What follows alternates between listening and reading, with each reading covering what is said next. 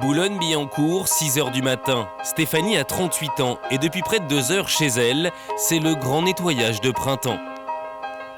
Alors le but c'est de vider la maison. J'ai trop accumulé. Vous voyez par exemple ça j'aime plus du tout d'abord parce qu'il est jaune et je supporte plus le jaune. Donc j'ai changé de couleur, tout était jaune et rouge chez moi avant. Sauf que toutes ces vieilleries, Stéphanie ne va ni les jeter ni les donner, elle va tenter de gagner de l'argent avec. Aujourd'hui je vais vendre une année de rangement. Et c'est à tel point que je ne sais, dans certains sacs, je ne sais plus ce que j'ai. Comme des milliers de Français, Stéphanie va participer au vide-grenier de son quartier. Et son objectif, c'est de vendre pour 300 € de marchandises en une journée. J'ai plus de place. Si Stéphanie tente de vider son appartement, Pierre-Emmanuel le remplit chaque jour un peu plus. Tous les dimanches, ce passionné de vide-grenier vient chercher la bonne affaire. Aujourd'hui, il est à la recherche de 2 chaises de bar à moins de 20 €. Et en chineur averti, Pierre-Emmanuel a ses astuces pour bien acheter. L'idéal, c'est plutôt d'arriver soit très tôt, soit vraiment en fin de marché. Et quand on arrive très tôt, on a plus de chances d'avoir vraiment des belles occasions.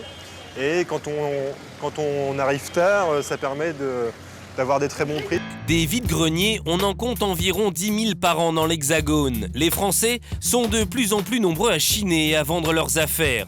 On y trouve de tout, mais ce qui se vend le mieux, ce sont les jouets d'enfants et les téléphones. Retour avec Stéphanie. À peine arrivée, le placier lui montre le petit espace qu'elle doit occuper. Il y a le trait et il doit y avoir un autre trait, ça fait 1 mètre. Un peu trop à l'étroit à son goût, Stéphanie va vite repérer un meilleur emplacement. Car pour bien vendre dans un vide-grenier, le choix de votre place est primordial.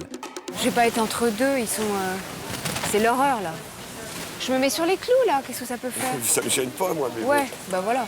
Seul problème, son emplacement est pile devant l'entrée du cimetière. bon. Ici, les gens veulent aller au cimetière ou n'importe quoi. Bah ils y arrivent là, ils y vont à pied. Non, la voiture. Oh, c'est pas grave. Peu importe, Stéphanie aura le dernier mot. Elle a payé 15 € le mètre pour la journée et peut tranquillement déballer ses nombreux sacs. Mais pas n'importe comment, Stéphanie a son astuce. En fait, il faut toujours avoir l'objet qui attire l'œil. Donc le clou ce qu'on appelle l'objet clou, ce sont mes appliques. Et ça attire sur un stand. Et ensuite, c'est beaucoup plus facile de vendre. Stéphanie n'a pas fini de déballer que déjà les premiers clients arrivent. Ce qui intéresse cette dame, ce sont les abat-jours. Et vous allez voir que pour les obtenir, elle ne va pas hésiter à les négocier.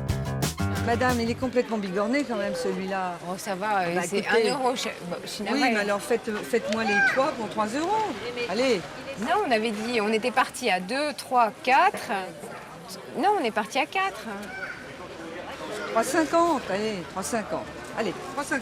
Allez, 3,50. 3,50. Même si les prix sont déjà bas, négocier sur un vide-grenier, cela fait partie du jeu. Je négocie toujours. Toujours. Ça fait rire mes amis d'ailleurs. Non, c'est très très amusant. Ça me distrait beaucoup. Stéphanie va enchaîner les ventes et après quelques heures, elle dresse un premier bilan. Alors ça fait 3 heures que je suis là et je dois avoir à peu près 100 €. Non, ça me satisfait pas encore. J'avais dit que je partirais quand j'aurais fait à peu près 200-300 €, quelque chose. Retour avec Pierre-Emmanuel. Aujourd'hui, il a choisi d'arriver tôt. En quelques coups d'œil, il repère rapidement 2 chaises. Donc elles sont vendues 15 € les deux et je pense qu'il y aura moyen de les avoir un petit peu moins chères, d'autant plus si j'arrive à trouver un autre objet acheté dans la même boutique. Règle d'or du bon chineur, toujours acheter en gros. Ne jamais montrer son enthousiasme et vérifier la qualité de la marchandise. Là en fait je suis en train de contrôler la qualité un peu. Parce que si c'est pour acheter une chaise et que dans 15 jours, en fait, ça commence à se défaire et ça, c'est impossible à réparer, quoi. Ces 2 chaises, il les veut, il ne lui reste plus qu'à négocier. Bonjour madame, c'est vous qui vendez les 2 chaises? Oui, c'est D'accord. ma fille. Ah, c'est votre fille. Bonjour. Vous les vendez 15 € les deux? C'est dernier prix ou il y a moyen de baisser un petit peu? Ouais, c'est des belles chaises quand même. Hein. Ah ouais, non, mais elles sont pas mal. Mais j'étais pas venu pour ça, mais... C'est une affaire là. C'est une affaire. Ouais. C'est vrai que c'est pas très cher. Ça, je vous l'offre si vous Vous voulez. l'offrez avec? Ok. C'est ça, c'est le but. Voilà, non mais c'est sympa. Bah, je vous les prends alors. Pierre-Emmanuel ne négociera pas plus longtemps. 15 € les chaises au lieu de 70 en magasin. Un canard en porcelaine en prime. Il vient de faire une bonne affaire. Mais Pierre-Emmanuel n'achète pas que du mobilier en vide-grenier.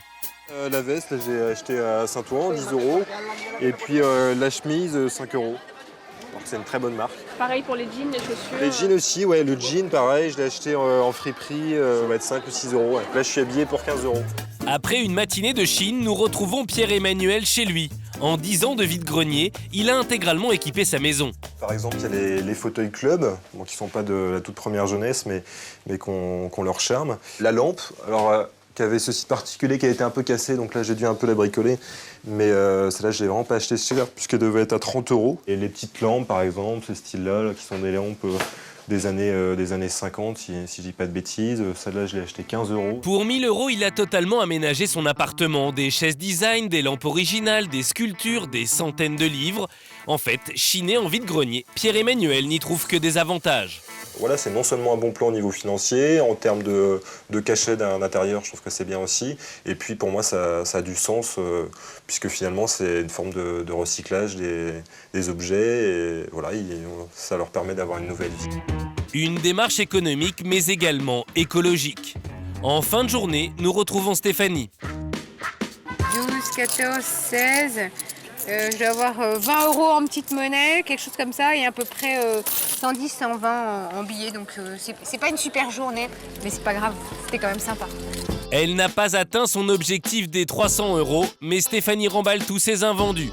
Ils iront rejoindre sa cave jusqu'au prochain vide-grenier.